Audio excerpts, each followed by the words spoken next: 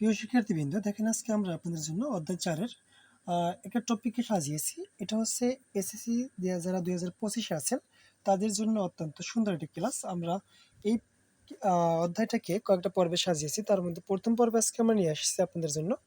এখন দেখেন এখানে দুইটা 7 থেকে একটা 7 যদি আমরা কমন নিই, তাহলে আমরা লিখতে পারি 3। আর আমরা যে ইন্টুর জায়গায় প্লাস হয়, প্লাসে মাইনাসে মাইনাস হয়ে যায়। এবং দেখেন 3 এখানে পাওয়ার কিছু নয়, তার মানে একটা 1 আছে। আর হচ্ছে ইন্টুর জায়গা হচ্ছে প্লাস, প্লাসে মাইনাস হচ্ছে -4 হবে। একটা জিনিস বোঝেন, এখানটা হচ্ছে প্লাস। আমরা জানি সূচকের সময় প্লাসের জায়গায় হচ্ছে ইন্টুর জায়গায় প্লাস হয়, এখানে একটা ইন্টু আছে। আর এখানে ইন্টু আছে প্লাস হবে, তাহলে প্লাসে মাইনাস হবে। এখন দেখেন এটা কাটাকাটি, তাহলে উপরের দিকে থাকলো 7 এর পাওয়ার থাকে 0, আর 3 এর পাওয়ার থাকলো 4 থেকে 1 গাল থাকে -3, কারণ আমরা বড় সংখ্যার সাইন লিখি সবসময়।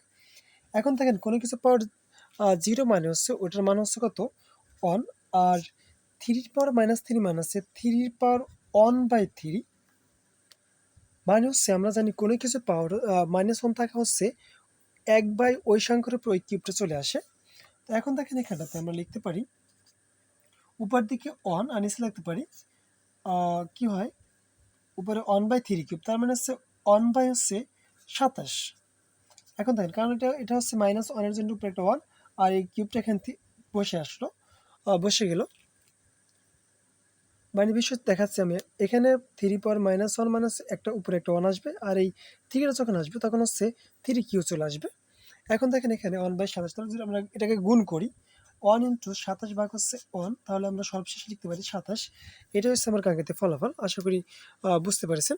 অবশ্যই যদি আপনাদের এই পর্বটি ভালো লেগে থাকে অবশ্যই আমাদেরকে লাইক, কমেন্ট, শেয়ার করে বাকি পর্বগুলো পাওয়ার জন্য সাথেই থাকবেন। এখানে শেষ করছি। আল্লাহ হাফিজ।